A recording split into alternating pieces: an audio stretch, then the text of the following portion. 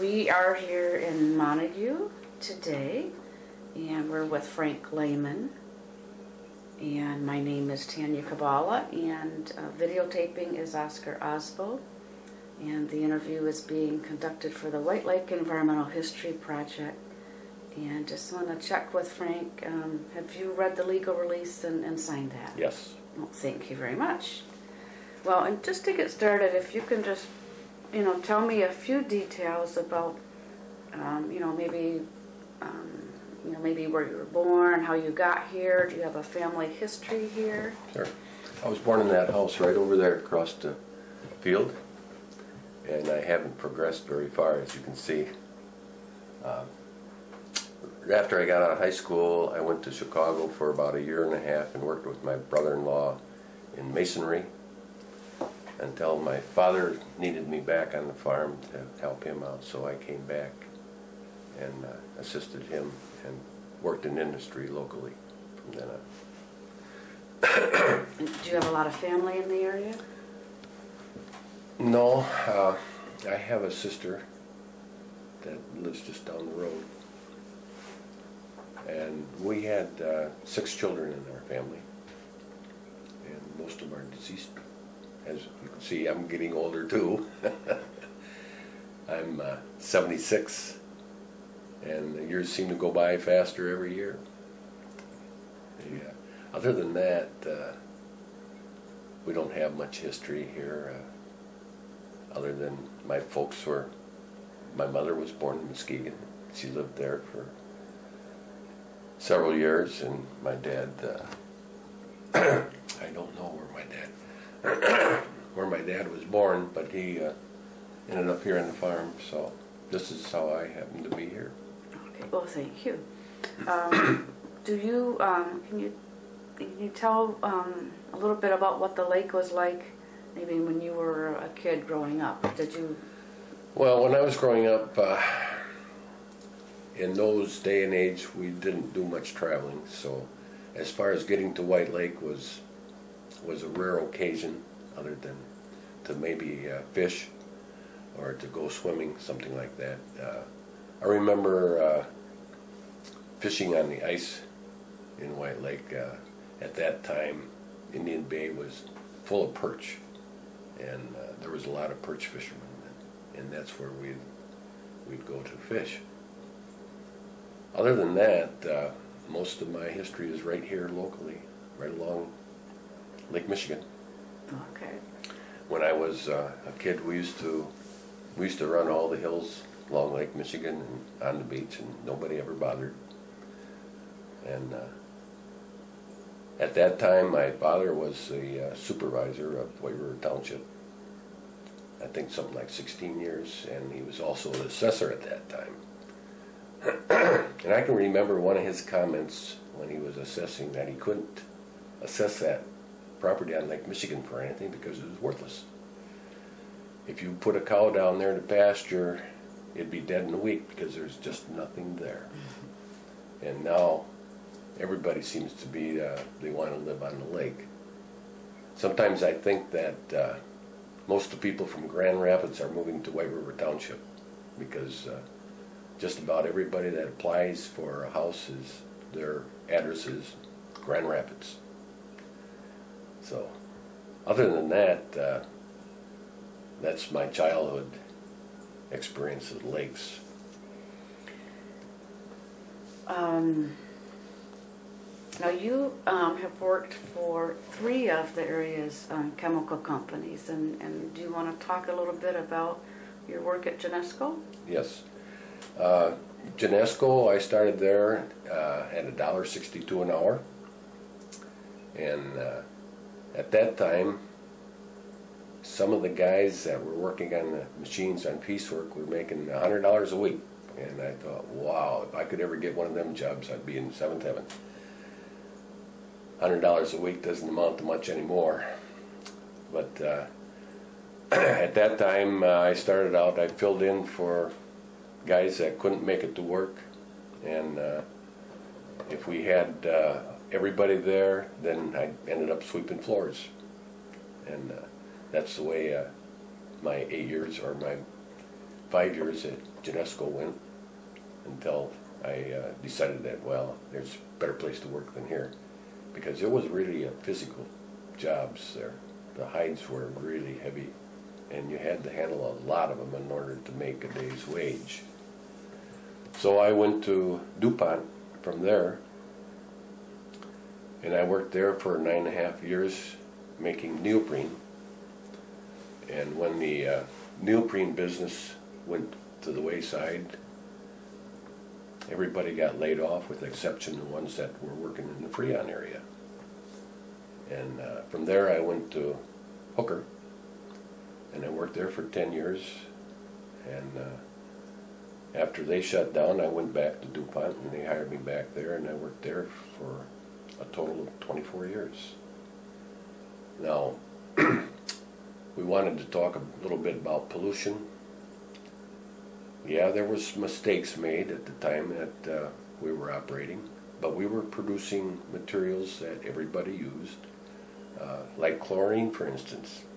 It would kill you, sure, but we use it in our drinking water, and anything that we need to be sterilized, we use chlorine, and we still use it today.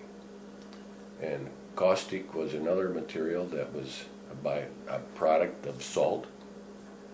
There's 3 things that comes from salt: chlorine, caustic, and hydrogen. The hydrogen got pumped over to the furnace room where they burn it to make steam to run the plant. What company is this that makes caustic?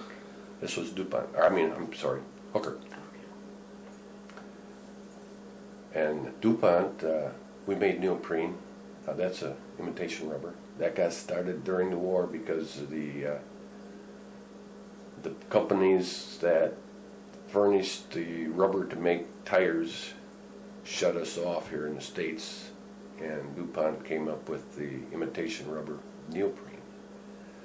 So that was what we were making neoprene for, and it didn't work out too well on tires, because when a car sat for a period of time, you'd get a flat spot, and when you drove down the road, you would hear this thump, thump, thump until the tire got rounded out again.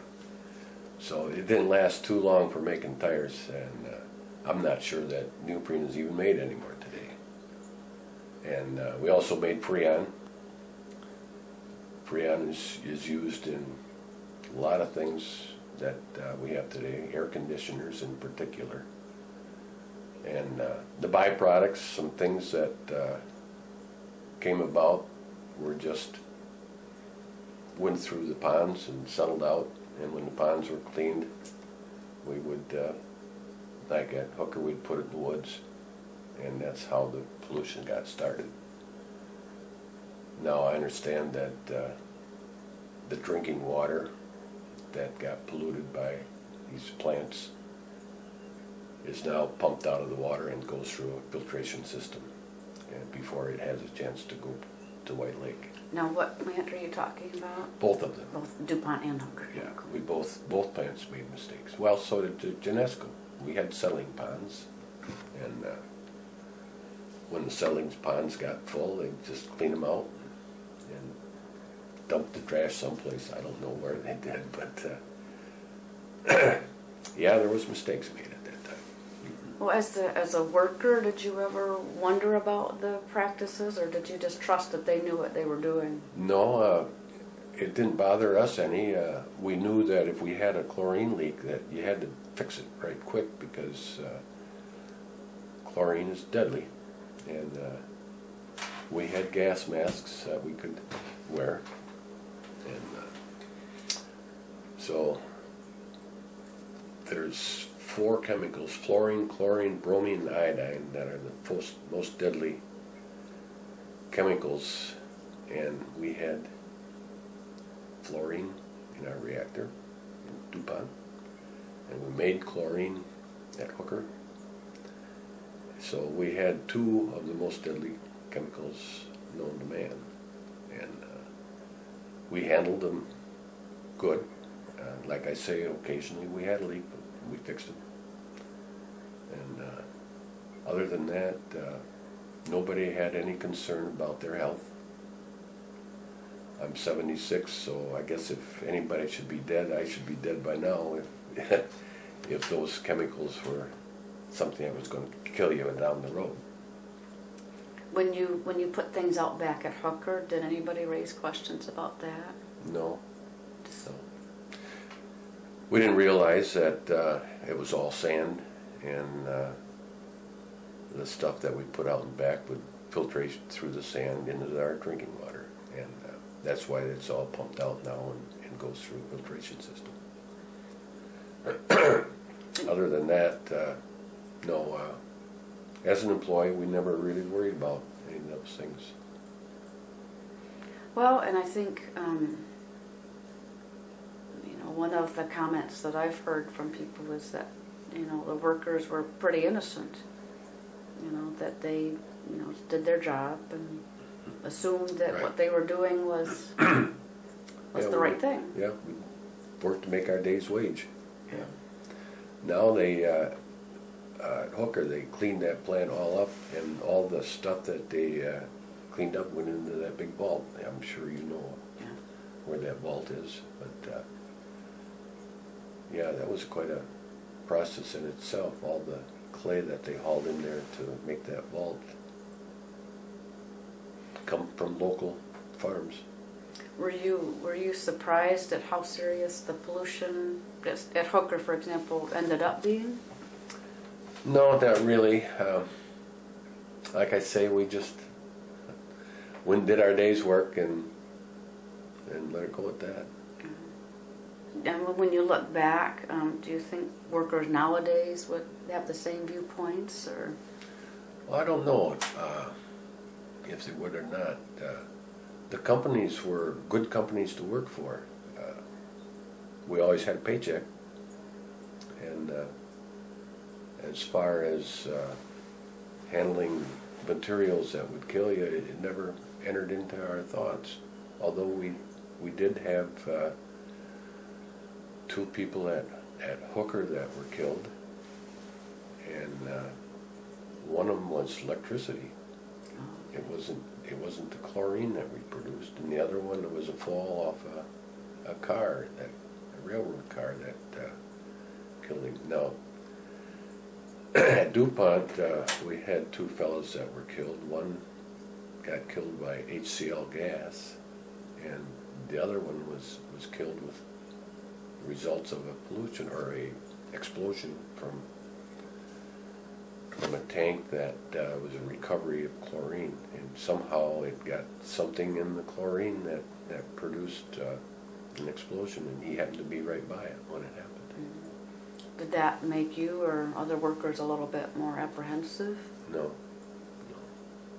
It's just like driving your car down the road. You might not make it home today, but you drive home anyway.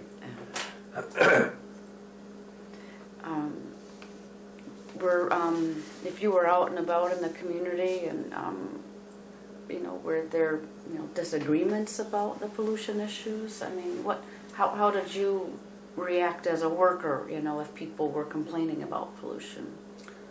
Well, I can't recall much complaints about it.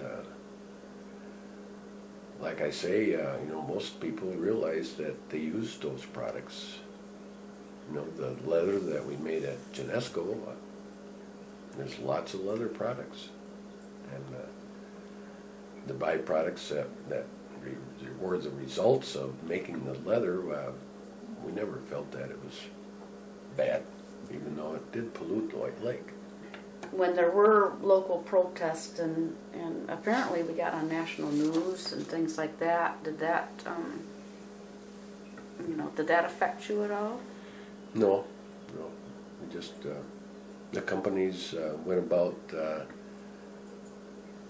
trying to fix the problem, and the companies were both shut down at that time, and a lot of people lost their jobs. Do you think the pollution problem affected the White Lake at all? Well, it must have at some degree, because now we have all these wells that are collecting the underwater from the ground before it gets to White Lake, and then run it through a process to clean it up. Do you have any knowledge of efforts that have been made over the past 20 or 30 years to clean up the lake? No, I haven't been involved in any of that. But if you discontinue putting stuff in the lake that is pollutant, well, sooner or later, Mother Nature's going to clean it up. Do you, I forgot to ask you about your role as a government official. Did you want to say anything about your role on the White River Township Board? Well, I'm just on the committee to try to keep things organized in the township. My father spent a lot of years on the Township Board. I haven't been on the board, my wife is, but I'm just a committee. What do you see for White Lake and the area in the future as far as quality of the environment? Well, it appears to be improving, from what I understand. But like I say, I don't use White Lake like a lot of other people do. I don't go swimming in it. I don't. It's been years since I've done any fishing. So, as far as the quality of the water, we keep getting fresh water in from White River every day. Although the lake levels have really regressed to a great degree. I don't know how long it's going to be before we get water back to where it used to be, if ever. Do you, one of the questions I'm asking is, what would you think of new chemical companies coming to the area? Would you be trusting, or? Yeah, I wouldn't have any problems with any other company. All you'd have to do is kind of keep track of what they were doing. Do you think we have a little better chance of keeping track these days, maybe? I think so. Mm-hmm. Yeah. Well, look at Muskegon Lake. They have their problems too, and a lot of the companies that were in Muskegon were making military stuff, foundries, and you have byproducts from foundries that you don't particularly want around either. Did you want to say anything else about working at any of the companies? Which did you, was it a good experience? Yeah, I have no problems. I get retirement from both companies to some degree. So, like I said before, they were both good companies to work for. Do you see any changes for the future of White Lake or the area? Well, yes. You look at the docks on White Lake, where the water level used to be up to where you could walk out on a piers and get in your boat, and now you almost have to have a ladder to get in a boat. And until that water level comes back up, there's going to be a problem to some degree, and the boats there at Montague, that they have some pretty good sized boats there. I don't even see how they can get out into the lake anymore. So until we get our water level back, there's going to be a problem there. Well, did you have anything else you wanted to add? No, not at this time. Not that I can think of. Well, thank you very much, Frank. You're welcome.